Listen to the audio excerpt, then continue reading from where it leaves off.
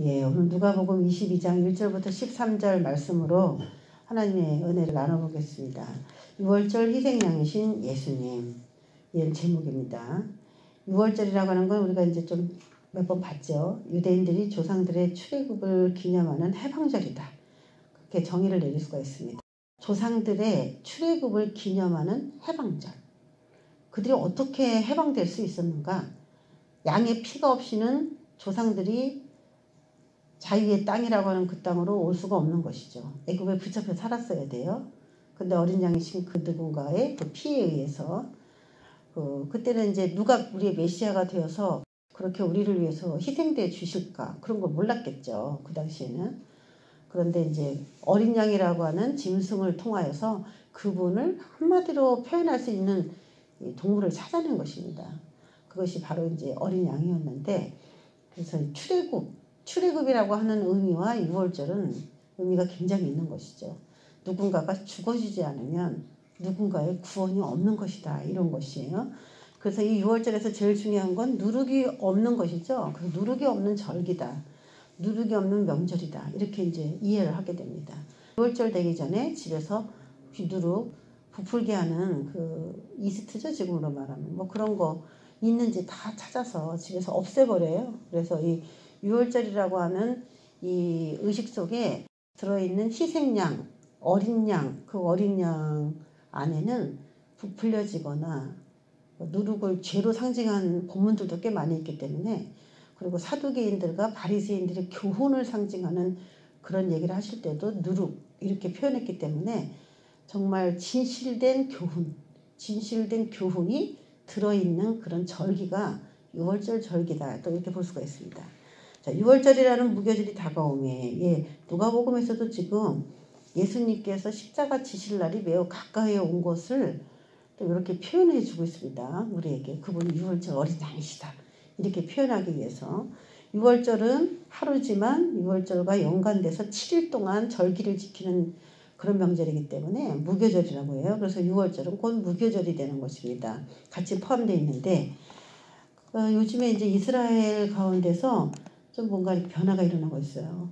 지금 성전 재단이 6월절 희생제사를 재현하다, 이런 기사가 제목이에요. 이게 기사 제목인데 2015년 4월에 있었던 거예요. 그래서 옛날에 있었던 6월절, 뭐 성전 이런 것들을 유대인들이 다 만들어요. 지금 하나씩.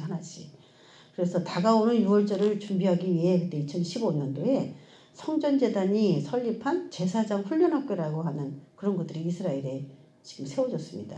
그래서 6월절 제사를 그대로 시연하면서 성경에 있는 6월절 의식을 이제 후대들에게 가르쳐 준 거죠. 이번 행사는 지난 2000년 동안 행해졌던 것들 가운데 가장 정확하고 권위 있는 시연 행사라고 평가가 되었다라는 거예요. 너무 성경하고 똑같다, 뭐 이렇게.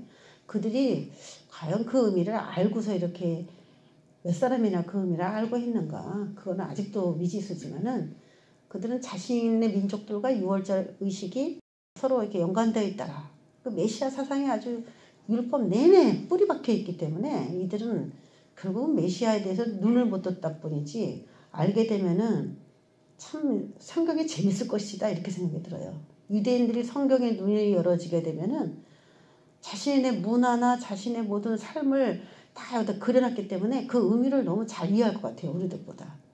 그 그림을 보면은 그 양 한 마리 잡아가지고 가지고 가는 어린이들, 이런 현대판 6월절 의식같이 보이죠. 이렇게 나팔도 불고 이런 식으로 했던 그런 때가 있었습니다. 자, 우리 이 말씀을 통해서 한번 은혜를 나눠봅니다. 자, 6월절 그러면은 이제 죽이려고 한다, 예수님을 죽이려고 한다, 그럼 우리가 감을 잡을 수가 있어요. 그래서 초대된 자가 누구냐? 대제사장들과 서기관들이겠죠. 대제사장들과 서기관들이 예수를 무슨 방도로 죽일까 궁리하니 이는 그들이 백성을 두려워함이더라, 그렇게 얘기합니다. 백성만 없으면 언제든지 예수를 잡아서 그냥 죽일 수 있었는데, 문제는 백성들이 예수를 너무 따르고 메시아라고 그러니까 자신들이 예수를 함부로 할 수가 없었던 거죠. 백성들만 없었으면 예수님을 진작 죽였을 거예요.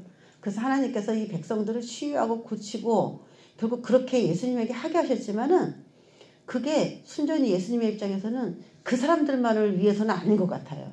우리가 누구를 위해서 주의 일을 한다 그러면서 우리가 마치 희생하는 것처럼 일을 하기 쉬운데 결국 예수님을 진작에 잡아주기 쉬웠지만은 예수님이 사람들하고 접촉함으로 인하여서 그들이 예수님을 죽이지도 못한 거였어요.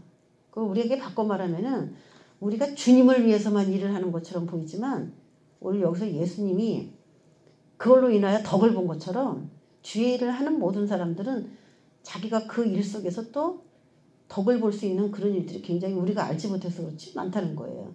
내가 사역할 때 저 사람이 나를 죽이려고 한다 노골적으로 표현이 되지 않아도 하나님은 그렇게 협력하여 선을 이루는 방법, 그 방법을 사용한다는 걸 우리가 잊지 말아요. 내가 누구를 위해서만 내가 열심히 일을 하네 그리고 괜히 막 신기가 불편하는 거야. 나 혼자 죽을 둥 말 둥 힘을 쓰고 노력하는 것 같아서 일방적인 것 같아서 하기도 싫고요. 희생하는 것 같고 그런 의식을 갖기가 쉽습니다. 그런데 하나님께서는 그걸 통하여 또 예수님을 잡아 죽이지 못하게 하는 또 그 예수를 위한 사역이기도 하셨다는 거. 그런 것들이 이제 여기 교묘하게 나와 있는 거죠. 백성을 두려워하는 대제사장이었습니다. 오늘 이제 유월절을 하기 위해서 도구들이 필요하겠죠. 무슨 어떤 도구들이 필요하냐. 유월절 의식을 위해서. 3절에 보면은 12 중에 하나인 가룟인이라 부르는 유다에게 사탄이 들어갔습니다. 그래서 이제 뭔가 이제 유월절 의식을 치르기 위해서 준비해야 되는 준비는 여기서부터 시작됐어요. 이미. 어린 양을 뭐 준비하고 예수 그리스도를 그냥 어린 양으로 준비하면 되는데 사실 유월절 준비는 여기서부터 시작이 됩니다. 유월절이 다가왔다 이렇게 표현했기 때문에 유월절 전에 꼭 준비되어야 될 게 양잡을 도구예요. 그래서 우리가 이제 유월절을 언제 또 있을 수 있느냐라고 봤을 때 이 세상 끝에 또 한 번 있을 수 있겠죠. 의인들을 잡아주기 위해 악인들이 준비될 것이고 똑같은 이런 이야기가 미래에 또 있을 거란 말이에요. 누군가가 인류를 위한 희생 제물이 될 순교의 제물이 될 이야기들이 이미 나와 있거든요. 우리가 많이 봤잖아요. 그럴 때 이 지식이 필요한 거예요. 이런 현상들이 일어났을 때 이게 또 하나의 유월절이 우리에게 매우 가까이 왔구나라는 걸 알 수가 있습니다. 그럴 때 도구가 있는데 양잡을 도구가 필요한데 그게 누구냐? 악인이에요. 악인. 두 부류의 이제 양잡을 도구가 필요한데 우리가 2절에 읽었던 것처럼 대제사장들과 서기관들이 어떻게 예수를 죽일까 그러면서 막 모의하죠. 그런 종교 지도자들이 있는 거고 또 하나 직접 잡아서 넘길 수 있는 근거를 제공해 주는 건 누구냐면 12 중에 하나인 가룟 유다였습니다. 그 12 중에 하나라고 하는 말은 뭐냐면은 이 대제사장과 서기관들은 원래 예수과 배척 관계에 있었지 친밀한 우대 관계가 있지 않았어요. 유대 관계가 그렇게 좋지 않았어요. 그러니까 그들이 예수를 파는 거는 이해가 돼. 그런데 12 중에 하나인 유다에게 사탄이 직접적으로 들어가서 역사했던 거는 대제사장과 서기관들이 아니었다라는 거예요. 12 중에 하나라면 12째면 제자 수라 그랬잖아요. 제가. 제자 아주 늘 밥을 같이 먹고 늘 같이 생활하는 그러한 12 중에 하나인 유다에게 사탄이 들어감으로 인해서 이 대제사장과 서기관들이 예수를 죽일 방도를 찾는 데 있어서 아주 첫 단추를 깨는 역할을 했단 말이죠. 이게 사실 무서운 겁니다. 근데 이 가룟 유다 같은 역할을 과연 누가 우리는 안 할 것 같은데 나는 아니겠지 라고 생각할 수도 있는데 그걸 장담할 수 있는 사람이 과연 누가 있겠습니까? 이 성찬 안 했던 사람입니까? 유다가 성찬했는 사람이에요. 예수의 피와 살과 경험을 하는 사람이고 늘 붙어 다니면서 사역을 옆에 돕는 사람이고 그 중에서 또 인기를 얻어가지고 12제자 중에 그래도 가장 이 일을 잘한다 똑똑한 사람이라고 인식하니까 이 재정을 맡긴 거거든요. 어수룩하고 좀 흐리멍텅한 사람에게 돈을 맡기는 사람 봤습니까? 가정에서도 똑똑하고 뭔가 그 돈을 알차게 쓸 것 같은 사람에게 돈을 맡기지 너한테 돈 줘봤더니 돈을 엉망진창으로 쓰고 우리 가정이 난리가 나서 갖고 와! 그러면서 이제 안 주잖아요. 가정에서도. 그런 것처럼 12 중에 하나인 유다가 돈깨를 맡으면서 이렇게 있었다는 것은 그만큼 12 중에 가장 똑똑하고 뭔가 일을 잘 할 수 있다라고 믿는 사람이란 말이에요. 그 사람에게 사탄이 들어가서 이거 너무 충격적인 거예요. 이거는 가장 유망한 사람일 수도 있다는 겁니다. 교회에서도 여러분 그 재정을 아무한테나 안 맡기잖아요. 교회도 좀 직급이 있고 인정받을 만한 사람한테 재정을 맡긴단 말이죠. 유다에게 사탄이 들어갔어요. 자, 역사는 여기서부터 시작이 되는 거죠. 사탄은 혼자 역사하지 않아요. 예수 이름으로 사탄을 저주하고 사탄을 떠나가라, 대적하라. 그래서 대적을 해야 되는데 이 사탄이 혼자 역사한다면은 사탄을 물러가라, 떠나가라 하면 되지. 그런데 이게 사람 속에 붙어가지고 들어가서 역사를 해버리니까 사탄이 싫은 것도 있지만은 그 사람, 조종당하는 그 사람이 싫은 마음도 또 생기는 겁니다. 내가 과연 진짜 그런 사람은 아닌가. 그런 사람이 되면 안 되겠다. 이래서 우리가 깨어있어야 되는 이유잖아요. 넘겨줄 방도를 운운합니다. 거기에 가장 으뜸되는 역할을 한 게 이제 유다죠. 유다. 그래서 지금 준비가 된 게 첫 번째, 예수를 팔 사람을 이제 도구가 이제 준비가 되는데, 하나님께서 이제 우리 그리스도인들을 훈련할 때 저도 마찬가지인데, 예수님이 자신의 모든 걸 아낌없이 다 줘요. 내 백성에게 가장 귀한 거, 진리, 복음, 성령 이런 걸 다 줘요. 그러면서 그런 일을 하다 보면은 돈깨를 맡길 때가 있어요. 하나님이 우리에게 신실하다고 인정했을 때 돈깨를 맡겨 우리에게. 그 내 돈이 아닌 돈을 내가 관리하게끔 되는 그런 경험을 우리가 하게 돼요. 그럴 때 여러분 진짜 잘 제 얘기를 들어야 돼요. 내 돈을 내가 맡는 건 당연한데 보통 내가 좀 은혜를 좀 받았다, 사랑을 좀 받았다, 그렇게 정도 되면은 타인의 돈을 맡아서 네가 관리해라고 하는 그런 시즌이 나타난단 말이에요. 그게 바로 그 사람들이 예수님의 제자로서 인정받아서 그런 일을 하게 된 것이지만 그 이후에 이 사람들은 어떤 사람인가를 돈깨를 맡겨보고서 판단할 수 있는, 그래서 우리가 이제 이게 제일 첫 관문인데 이게 굉장히 어려워요. 이게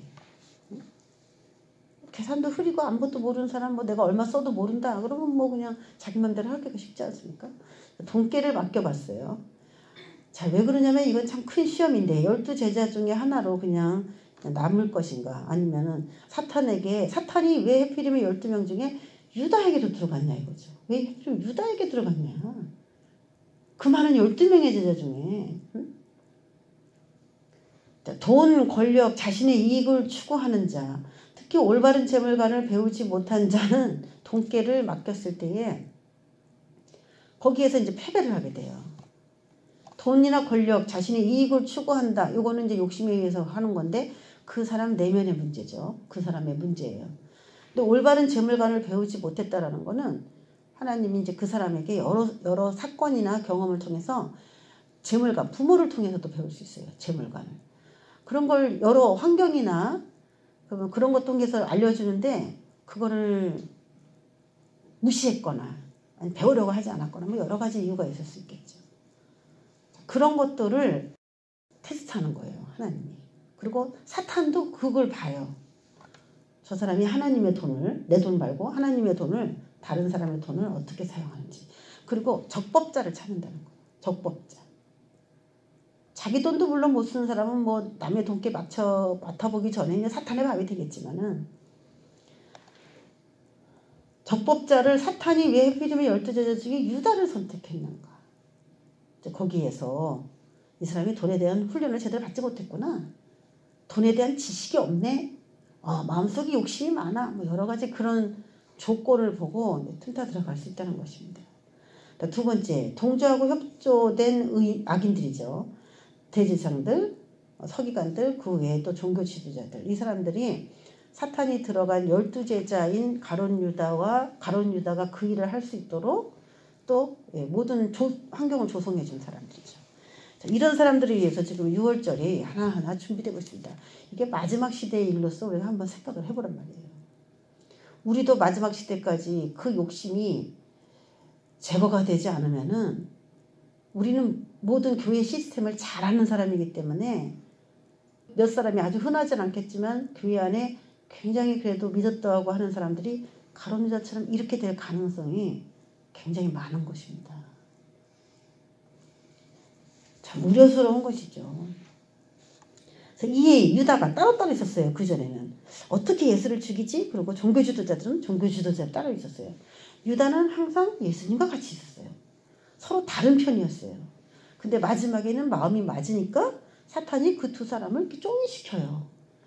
참 이거에 인간이 이제 농락당하는 겁니다. 4절에 이에 유다가 대제사장과 성전 경비대들에게 가서 예수를 넘겨줄 방도를 의논합니다. 드디어 서로 다른 편이었는데 여태까지는 배척의 관계였는데 하나가 돼버리는 거죠. 어떻게 넘겨줄까? 왜 이런 방법을 짠다 그랬어요? 백성들을 의식해서죠. 근데 유다도 대제사장처럼 백성들을 이제 의식하게 된 거예요. 서로 이제 방도를 의논하니까 죽일 수 있을 것 같아. 이제 제일 유력한 12제자 중에 하나가 배신했기 때문에. 그래서 그들이 기뻐합니다. 돈을 주기로 언약합니다. 달라 그랬는지 그냥 주겠다고 했는지 그건 모르겠지만은 너무 기쁘니까 돈을 주겠다는 거예요. 우리나라는 지금 악한 정권에 같이 결탁이 돼가지고 생각보다 더 많은 돈들을 타간 사례들이 지금 막 속출 나오고 있지 않습니까? 저 사람한테 왜 저렇게 많은 돈을 줬어? 막 하는 뉴스들이 계속 나오고 있어요. 악한 일에 결탁을 하는 대신에 조건으로 돈을 주는 거예요. 여태까지 돈깨를 맡았고 돈에 대한 그 욕심이 그 훈련을 받는 동안 제어가 되지 않았기 때문에 사탄은 이 가룟 유다가 돈을 좋아하는 사람이라는 걸 아는 거예요. 그래서 그냥 준 겁니다. 여러분 돈 좋아하는 사람은 조심하시기 바랍니다. 내가 좀 돈을 좋아하는 것 같다. 그런 사람들은 좀 조심하세요. 명예욕이 강한 사람이 있고 승부욕이 강한 사람이 있고 돈 욕심이 강한 사람이 있고 욕심이 사람마다 조금씩 다 틀립니다. 돈 욕심이 많은 사람들은 불안해. 영적인 세계로 들어가기가 굉장히 어려워. 이런 사람들은. 하나님이 왜 나한테 은혜 안 주십니까? 이렇게 따지기 전에 내 마음 안에는 돈에 있는 욕심부터 비우는 훈련이 필요해요. 그걸 가지고서 절대 하나님을 배울 수가 없습니다. 돈을 주기로 서로 약속을 합니다. 유다가 허락했어요. 오, 마음에 들어, 마음에 들어. 그래서 준 게 얼마예요? 은 30이죠. 은 30. 문제는 돈이에요. 자, 은 30에 대한 이야기를 나누는 겁니다. 그들이 기뻐하여 돈을 주기로 언약했다. 유월절 준비에 동참하지 못하는 자, 동참하지 않는 자들은 유월절에 피에 동참하든지 돈에 동참하든지 그렇게 되더라는 거예요. 돈거래. 유월절 어린 양을 얼마에 파냐 이런 거. 그 희생에 동참되지 않는다면은 우리가 이제 죽기를 싫어하잖아요. 마지막에도 이제 유월절 같은 순교의 때가 있는데 뭐 때문에 그 피에 동참하지 못하느냐? 돈 때문에 그랬다는 거예요. 마지막에도 돈 그 몇 푼에 그 피해 유월절 피해 행사에 자신의 피를 같이 짜들이기가 어려운 형편이 된다는 거죠. 돈이냐 피냐 그 문제입니다. 스가랴서 11장 12절에 이걸 아주 잘 예언했습니다. 유다에 대해서 하나님께서 약속했어요. 그 유다를 다시 살리기로. 그렇지만 지금 유다가 너무 범죄하니까 하나님이 막대기를 그냥 톡톡 잘라버리는 이야기가 나와요. 성경에서는 막대기 2개 잘라진 걸 이어붙이는 에스겔의 예언도 나오지만은 스가랴에서 나오는 그 예언에는 이렇게 하나님이 직접 잘라버리는 두둥강이 내버리는 사건이 나와요. 그래서 은혜와 연락이라고 하는 그 막대기를 이렇게 잘라버려가지고 이스라엘을 완전히 분산시켜버리는 그런 예언들도 나오는데 그러면은 그렇게 될 때에 11장 12절에 스가랴 11장 12절에 그런 동강나는 그런 유대인의 역사가 일어날 때에 그러면 그때 어떤 일이 중간에 딱 껴가지고 소개가 되어 있냐면은 오늘 이 말씀이에요. 너희가 좋게 여기거든 내 품삯을 내게 주고 그렇지 아니하거든 그만둬라. 너희가 만약에 좋다면은 나에게 내 대가를 정해서 한번 줘봐 그랬어요. 그랬더니 은 30개를 달아서 내 품삯을 삼은지라 해갖고 하나님이 그렇게 행하시기로 계획하신 그런 일에 대해서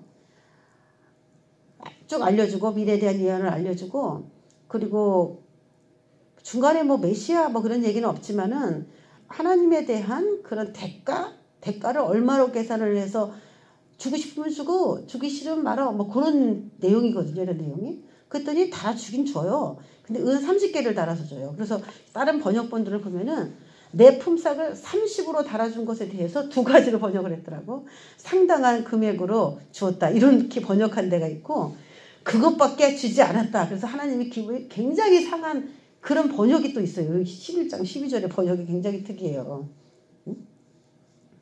그런데 원래 의미로 보면은 굉장히 작은 돈으로 하나님의 희생에 대해서 값을 달아줘서 하나님이 기분 나빠야 하는 그런 쪽으로 가야 되겠죠. 근데 그건 30개였어요. 이게. 내 품삯을 삼은지라. 그래서 결국 이제 예수님께서 소 한 마리 그런 노예 하나 팔았을 때에 그런 아주 허드렛 값으로 그렇게 팔려갈 것에 대해서 미리 예언을 한 것이죠.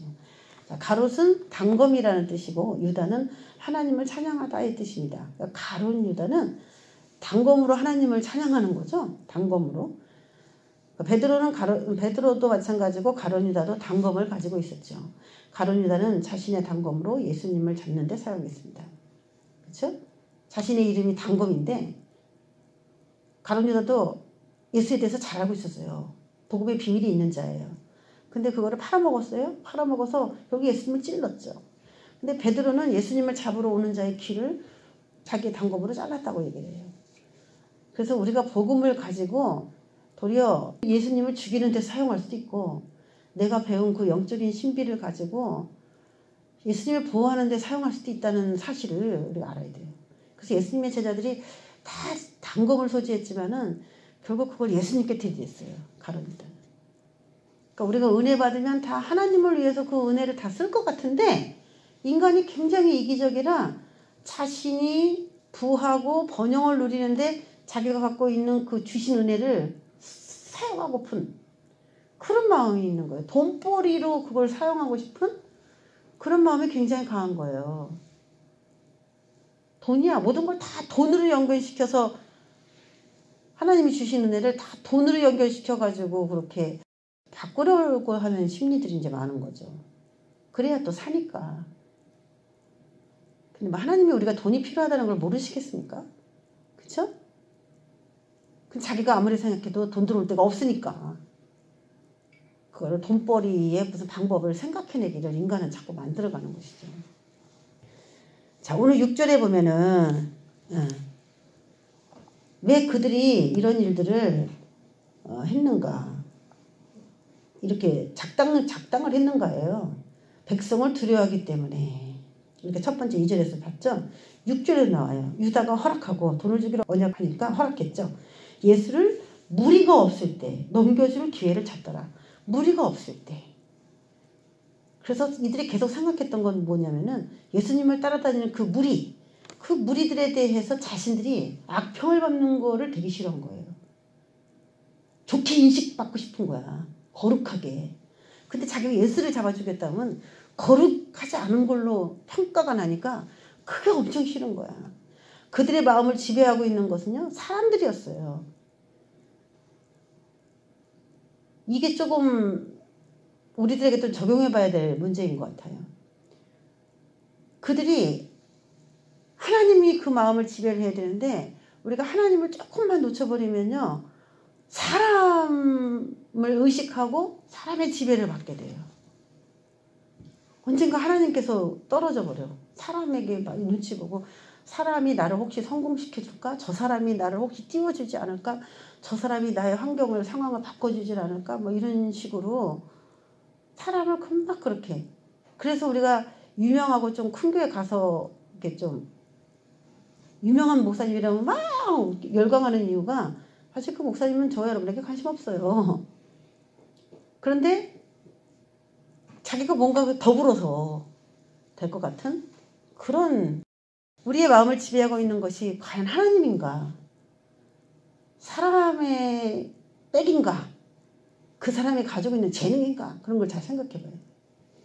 사람들로부터 오는 인기, 사람들로부터 오는 명예, 사람들로부터 오는 칭찬과 존경 그걸 놓칠까봐 예수를 잡아주고 싶은 마음은 굴뚝 같은데 그걸 꾹꾹 누르고 있는 거예요. 무엇이 하나님이 기뻐하는 일인가? 이렇게 생각해보고 저 사람을 죽이는 걸 기뻐할까? 죽이지 않는 걸 기뻐할까?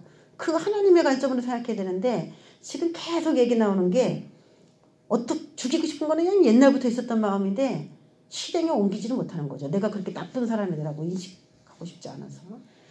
또 하나의 그런 사람이 있습니다. 사무엘상 15장 24절에 보면은 사울이 사무엘에게 이르되 내가 범죄하였나이다. 이게 아각을 죽이지 않고 아말렉을 진멸하지 않아서 발생됐던 사건이에요. 하나님이 사무엘을 통해서 아각을 잡아 죽이고 왕도 죽이고 아말렉도 다 진멸하고 짐승도 다 죽이고 남김없이 싹 죽이라 그랬어요. 그런데 죽이진 않았어요. 하나님께 제물로 바친다는 그런 구실로.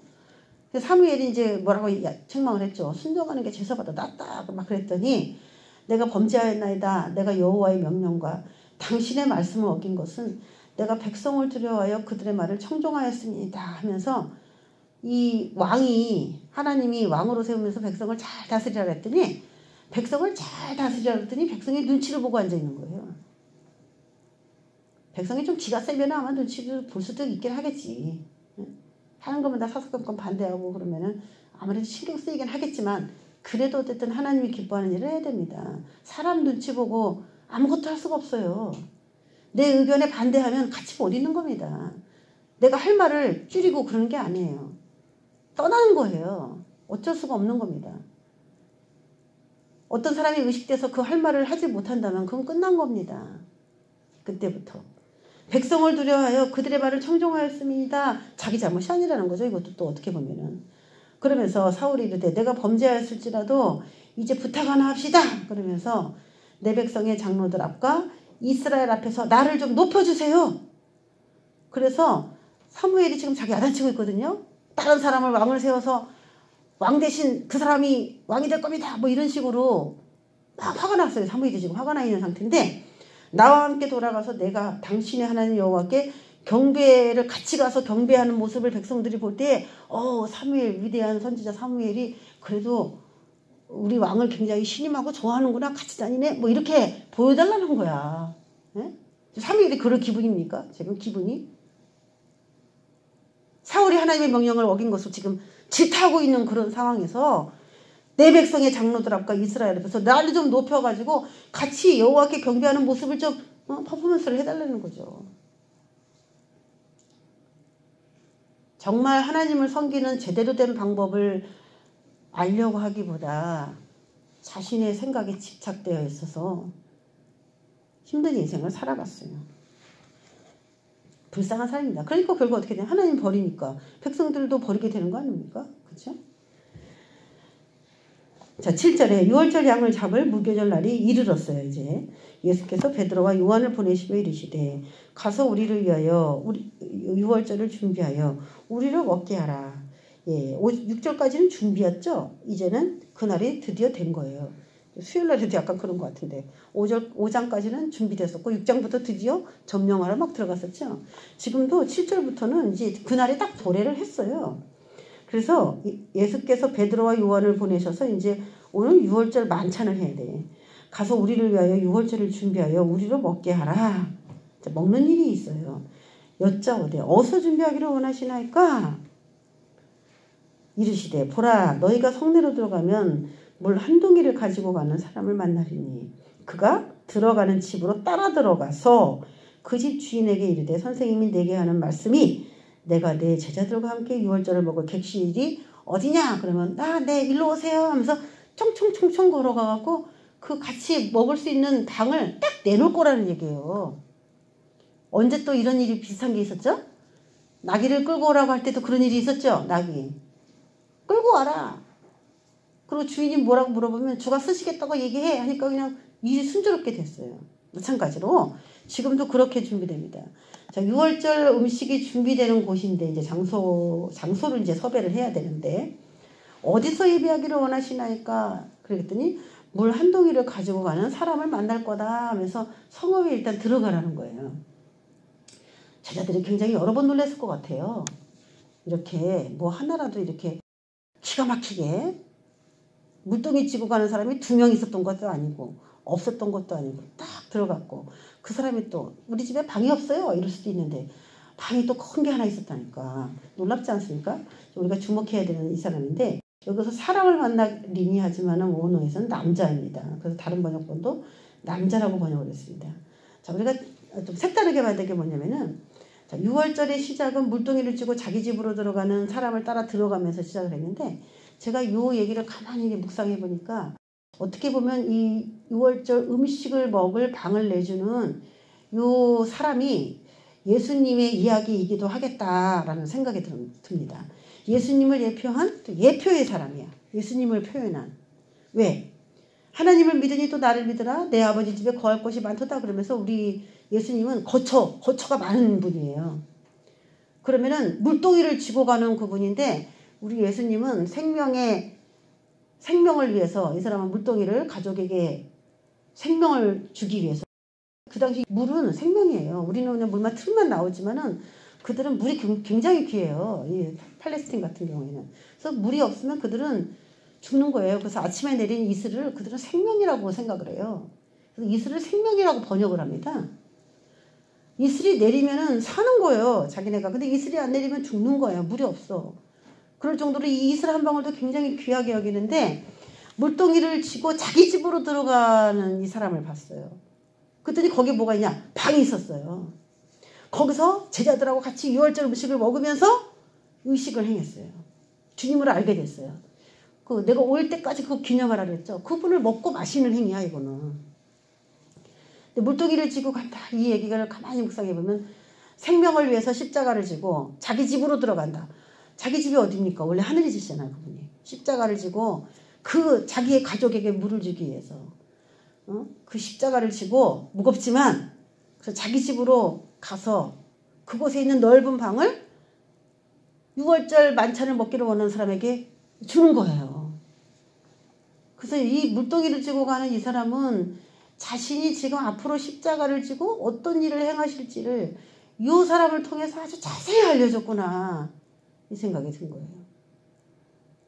그래서 이 남자, 우리가 주목해야 되는 이 남자는 예수님이 이제 6월절 어린 양 희생양이 되셔서 하실 일을 물동이를 쥐고 가는 모션을 통해서 한번 표현해 줬어요. 그리고 12절에 보면은 그리하면 그가 자리를 마련한 큰 다락방을 보이리니 거기서 준비하라, 이렇게 나옵니다. 예, 거기서, 이게 중요한 거죠. 그가 자리를 마련한 큰 다락방을 보일 것이다. 예수님께서 원하시면 언제든지 내어드릴 준비의 사람. 자, 여태까지는 우리가 물동이를 쥐고 가는 그 남자를 예수님이라고 한번 봤어요. 근데 이거를 우리가 이제 또 어떤 준비된 사람이라고 또 볼 수도 있습니다. 그렇게 한번 두 가지로 봅니다. 예수님도 물동이를 쥐고 하나님께 자신의 방을 내어드린 그런 사람이었는데, 그 자신의 방이라 그러면 꼭 어떤 방, 이게 아니라 사람들을 포용하고 사람들을 먹이기 위해서 그가 마음을 열고 사람들을 받아들인 그 넓은 방을 말하는 거죠. 자신의 안에 있는 그 마음의 문을 열고 그들에게 피와 살로 먹인 거, 그 희생을 말하는데, 그게 예수님에게만 국한된 게 아니라 이제 우리들도 그 물동이를 쥐고 자기 집으로 들어가서 방을 내어드리는 그 사람처럼 되기를 이제 하나님이 원하시는 거죠. 예수님께서 원하시면 언제든지 내어드릴 준비의 사람. 네, 일로 오세요. 여기서 사람들하고 같이 6월절 그 음식을 드세요 하고 내어드릴 사람이야. 진짜로 방이 하나가 큰 게 있어서 내어드리면 성경 공부도 하고 할 게 내어드리면 좋겠지만은, 꼭 그런 물질적인 방만 얘기하는 게 아니라 자기 안에 그 사람들을 수용하고 자신의 안에 있는 살과 피를, 예수님의 살과 피를 나눠줄 수 있는, 자신의 내부 안에 있는 그 큰 방 있잖아요. 마음이 옹색해서 그들에게 아무것도 하고 싶지 않은 그런 아주 소심한 방도 있어요. 마음의 방이에요. 그런데 아주 큰 방이에요. 누구든지 다 와서 먹어. 내가 알고 있는 걸 다 여러분을 위해서 쏟아줄게요. 라고 할 수 있는 사람. 오늘 한번 생각해 보세요. 나는 그냥 방을 내어드리는 그 일은 내가 좀 하겠다. 이런 사람도 있을 거고, 아니면 내 자신이 방이 되어서 그들을 먹일 수 있는 그런 큰 방을 내어드리는 그 주목받는 그 사람이 되어야 되겠다. 두 부류 중에 한 부류는 여러분 선택하셔야 됩니다. 거기서 준비하라는 거예요. 그 사람. 그 희생하는 그 사람이 없으면 6월절 만찬도 없는 겁니다. 이 세상 자체에. 누구도 희생하려고 하지 않는다면 6월절 만찬을 먹을 수 있는 모든 준비가 되질 않는 거예요. 악인들은 아까 준비되어 있잖아요. 악인들은 12제자 중에 하나, 대제사장과 서기관처럼 사탄이 들어가서 막 사용할 수 있는 그 사람도 있지만은, 사탄이 들어가서 사용될 수 있는 그 사람만 아니라 성령이 들어가서 자신의 것을 내어드릴 만한 준비된 이쪽 편의 사람도 지금 필요한 것입니다. 여러분은 어떤 걸 내어드리길 원합니까? 그렇게 얘기하면 거의 교인들은 다 뭐라고 얘기해요? 내가 목사님 돈을 많이 벌어가지고요, 선교 갈 수 있도록 선교 자금도 많이 드리고요, 그런 뭐 장로 뭐 사업 해가지고요, 그리고 기도해 주세요. 많아요, 그런 분들이. 내가 아까 우리가 말했지만 돈깨를 맡겼을 때 돈깨를 갖다 어떤 마음을 갖고서 관리하는지 그게 합격되기가 굉장히 어려워. 그런데 다 그거 하고 싶어 해. 여러분, 가난해서 복음 전하고 그런 일 좋아해요? 아니면 돈 많아서 복음 전하는 사람 팍팍 밀어주는 그 사람이 좋아요? 여러분은 누굴 좋습니까? 내가 복음 전하는 게 나아요. 뭐 내 안에 있는 방에 그 살과 피 예수님의 피를 막 먹이고 수고하고 그렇게 한다는 사람은 변명이 없고, 다 그냥 내가 그냥 방 하나 크게 지어가지고 빌려드릴 테니까 거기서 성경 공부하세요. 뭐 그거 기도해 주세요. 그런 사람 많단 말이에요. 근데 그 전에 사탄도 돈깨를 시험하고 예수님도 돈깨를 시험해요. 그래서 유다가 될 수도 있고요, 11제자가 될 수도 있는 거야. 물동이를 치고 자기의 거처를 내어드리는 사람이 될 수도 있는 거고, 몰래 예수를 죽일 방도를 찾는 그 무리가 될 수도 있는 겁니다. 문제는 돈깨에 대한 개념이 그 사람을 만들어가는 거예요. 거기서 준비하라는 거예요. 그 준비된 사람, 준비된 날에 가족을 위해 생명을 퍼나르는 사람들 안에 준비된 큰 다락방, 생명의 예수를 수용하고 먹일 수 있는 방이 있는 자. 그 방에서 무슨 역사가 일어났습니까? 오순절 성령 강림 전에, 지금 이거죠. 여기서부터죠. 이 다락방이 여기서부터 해가지고 거기서 맨날 성령이 오도록 기도했어요. 기도에 저도 힘썼어요. 거기 모여가지고 계속 그렇게 힘쓰다가 예루살렘의 오순절날 성령이 임하는 오순절 사건을 전후로 준비하는 그런 아주 놀라운 기도의 주요 그런 장소가 됐습니다. 이 자리가. 성령의 역사가 일어나려면 그런 준비된 사람, 그 사람 속에서 나오는 그 폭발력으로 인하여 성령이 전 세계로 퍼져나가는 거예요.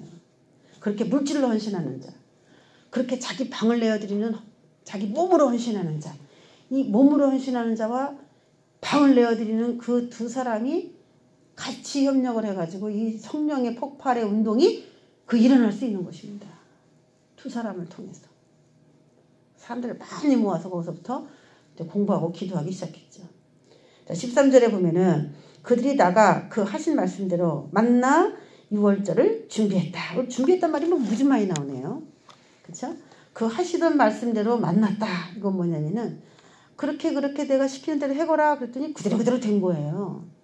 자, 유월절 어린 양을 먹는 식사는 하나님의 신적 권위와 능력에 의해서 이루어지는 것이지, 자기가 방법을 세워가지고 방을 찾아다니고 그래서 이루어지는 일이 절대 아니라는 거예요. 내가 정말 그 두 부류 가운데 어떤 부류가 됐으면 좋겠다 소원이 있다면은 하나님께서 누군가를 만나게 해줘야 되고, 어느 날 갑자기 일어난 일이에요. 이게 방을 내어달라고 내어주는 거예요. 거기서 만난 거예요. 거기서 먹은 거예요. 이런 일들이 하나부터 열까지 다 그가 말씀하시던 계획에 의해서 그대로 진행됐기 때문에 성령의 폭발력, 복음의 능력의 그 사역들은 인간이 자의적으로 할 수가 없고, 하나님께서 예비하신 대로 순종하는 자에게 그 놀라운 역사가 일어난다는 것입니다. 주님께서도 우리의 삶 속에 우리가 그들처럼 물동이를 쥐고 자기 집으로 들어가는 그런 눈에 띄는 자가 되어서 그 일을 우리가 행하는 그런 사람으로 하나님께 발탁될 수 있도록 우리가 마지막 시대에 성령의 폭발하는 그런 장소를 내어드리는, 내부에 있는 방으로 내어드리든 외부에 있는 방으로 내어드리든 우리가 그렇게 사용될 수 있는 그런 사람이 되게 해달라고 오늘도 그걸 붙들고 기도합니다. 기도하겠습니다. 하나님 아버지, 우리는 내 집이고 내 공간이고 내 거니까 누구에게 주거나 빌려주거나 하는 것에 대해서 인색하고 마치 돈이 있어도 내 건 것처럼 방이 있어도 내 건 것처럼, 그러니까 사탄이 그런 사람들을 참 좋아했습니다. 하나님이 주신 것이라고 인정하지 않음으로 인하여 다른 사람 것도 다 내 걸로 만들고 싶은 욕심이 또 더 커졌습니다. 하나님, 오늘 말씀처럼 우리의 방이 빈 방이 있어야, 그 큰 방이 있어야 거기서부터 복음의 능력들이 나옵니다. 마음의 방과 우리의 재정의 방을 비워줘서 주님께서 거기서 일할 수 있도록, 우리가 어떤 사람입니까? 물어보고 그렇게 사역할 수 있도록 기도합니다.